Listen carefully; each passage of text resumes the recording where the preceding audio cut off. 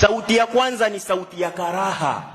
Sauti ya kwanza ni sauti ya karaha. Tukisema karaha ni uchungu na maumivu anayoyapata katika kitendo kile mnapofanya. Na hiki ni wakati mwanamume anapotumia nguvu kupita kiasi kugonga sehemu inayoitwa G-spot. G-spot ni kiburudisho ambacho huburudisha hisia za mwanamke. Ikiguswa ile G-spot, hisia zinakuja kwa mwanamke vizuri sana. Lakini ikigongwa kwa kishindo, hisia hupotea, ile sehemu hukauka, yale maji hukauka, akasikia matungu kwa sababu waigonga kwa vishindo.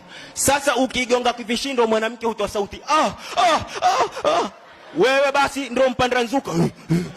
Hujiona hakuna mvuli kama wewe. Mmempata. Wewe ndio wachemka. Ukichemka umemaliza. Yeye mwanamke shahawa zake zimepotea. Zimepotea kwa sababu ya nini? Ya matungu anayo yapata. Kwa hivyo itakuwa kila siku ni hivyo. Wewe umefanya ile sehemu ni sehemu ya mazoezi. Ukenda hutaki kujua wewe waona hakuna kama wewe. Tusicheke jamani. I'm serious. Ndio ugonjwa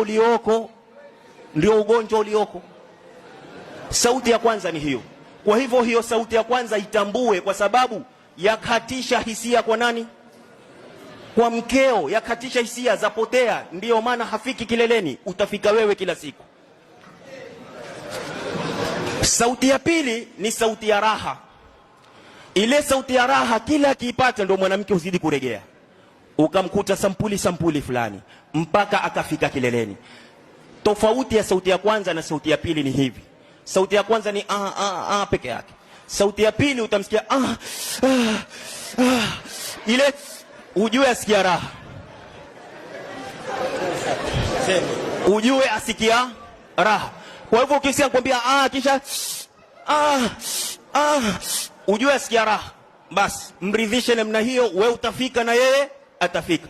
Lakini ukisikia peke yake, ndugu Muislamu, nakwambia hapa atakwenda kusikia wanawake wenzake wakiyataja hayo kwamba mtu hushusha na yeye hajui kushusha. Atataka kuonda siku moja nde, pengine ajaribu winga, akaenda kule akipata wa kumshushia, umeumia.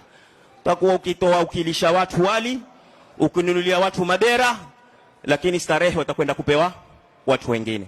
Na ndipo pale mwanamume akabaniwa na mke wake. Ati mtu ameita mashtaka mpaka kwa sababu chifu, mimi